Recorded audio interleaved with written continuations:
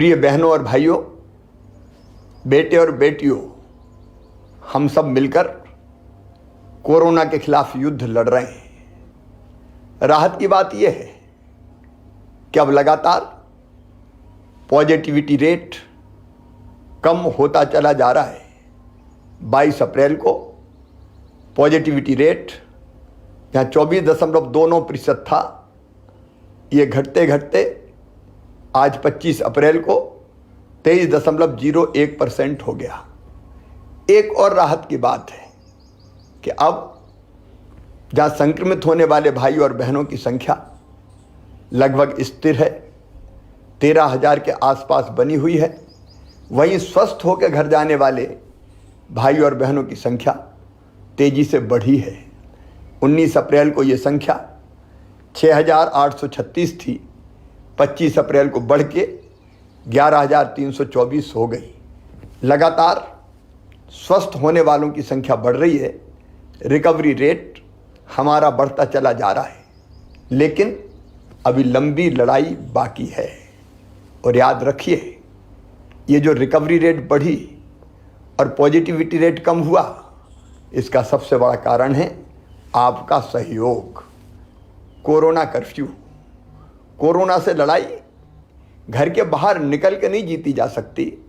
Corona से लड़ाई हम घर पर रहकर ही जीत सकते हैं।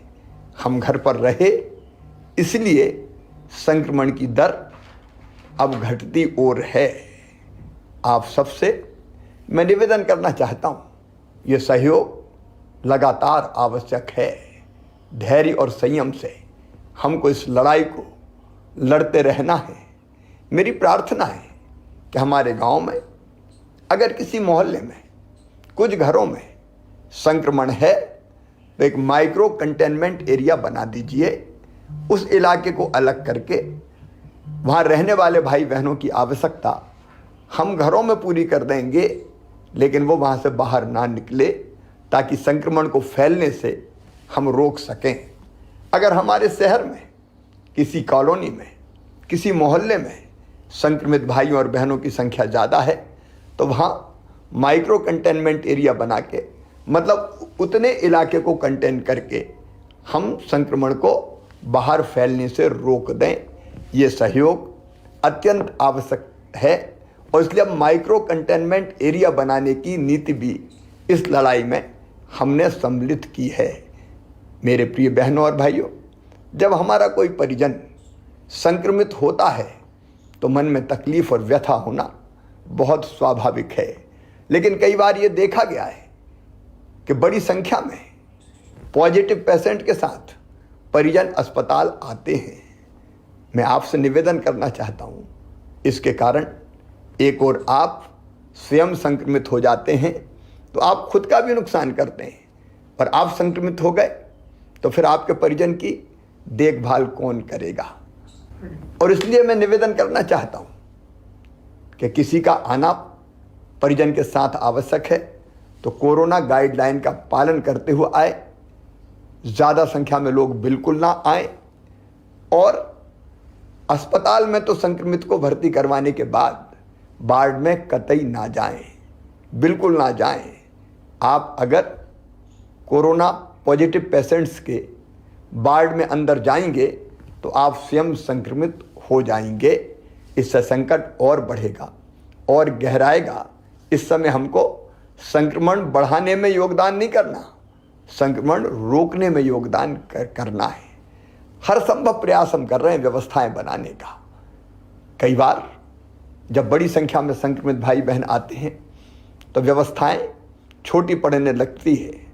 तकलीफें स्वाभाविक है, मेरा मन भी बहुत व्यथित होता है, लेकिन इसके बावजूद हम पूरी ताकत से व्यवस्था बनाने में लगे हुए हैं। ऑक्सीजन की आपूर्ति लगातार बनी रहे और बढ़ती रहे, इसका हर संभव प्रयास जारी है। माननीय प्रधानमंत्री जी का, भारत सरकार का इसमें पूरा सहयोग मिल रहा है। अब तो वायुसेना के विमानों से खाली टैंकरों को गंतव्य तक भेजा जा रहा है, जामनगर हो या दूसरे स्थान हो, ताकि वहाँ पहुँच जाए, जल्दी समय बचे और वहाँ से भर के फिर बाय रोड आ जाए। रेमडेसिविर इंजेक्शन उपलब्ध कराने के हर संभव प्रयास जारी है। ऑक्सीजन रेल से भी आए, इसकी व्यवस्था भी हमने की है। हम कोशिशों में कोई कमी नहीं छोड़ेंगे, लेकिन इसके बाद भी अगर असुविधा होती है तो मैं क्षमा चाहता हूँ। कोई कसर व्यवस्था बनाने में नहीं छोड़ेंगे। हम सब मिलकर लड़ेंगे और इस लड़ाई को जीतेंगे। एक तरफ जहां हम सब मिलकर महामारी से लड़ रहे हैं, वहीं दूसरी तरफ इन कठिनाइयों वाले समय में आपका जहान भी चलता रहे, इसकी कोशिशें भी हम लगातार कर रहे हैं। मध्य प्रदेश सरकार ने 3 महीने का राशन निःशुल्क देने का फैसला किया है।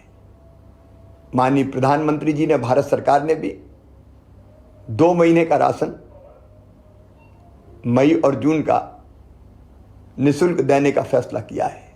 निःशुल्क राशन के साथ साथ हमारे जो स्ट्रीट वेंडर है, चाहे वो शहरी हो, फुटपाथ पर सामान बेचने वाले, छोटा मोटा कारोबार करने वाले या ग्रामीण क्षेत्र के हों, उनके खाते में भी 1000 रुपया डालने का हमने फैसला किया है। जल्दी ही किसानों के खाते में मुख्यमंत्री किसान कल्याण योजना की निधि की एक किस्त भी डाली जाएगी। जनता को राहत देने के हर संभव उपाय हम लगातार करते रहेंगे।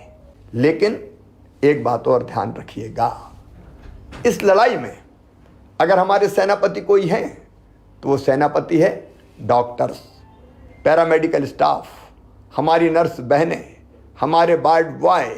ये अपनी जान हथेली पे रख के, अपनी जान जोखिम में डाल के ये इस लड़ाई को लड़ रहे हैं। इनका सम्मान कीजिए, इनका मनोबल बढ़ाइए, इनकी हिम्मत बढ़ाइए, इनका हौसला बढ़ाइए, ताकि दुगने उत्साह से ये आपकी सेवा में लगे, संक्रमितों को स्वस्थ कर सकें। इनके साथ अशोभनीय व्यवहार कतई नहीं होना चाहिए। आइए मेरे बहनों और भाइयों, मिलके हम इस लड़ाई को लड़ें। मेरा विश्वास है कि जो रणनीति हमने बनाई है उस पर अगर हम ठीक ढंग से चलते रहे तो निश्चित तौर पर कोरोना हारेगा, हम जीतेंगे। बहुत बहुत धन्यवाद।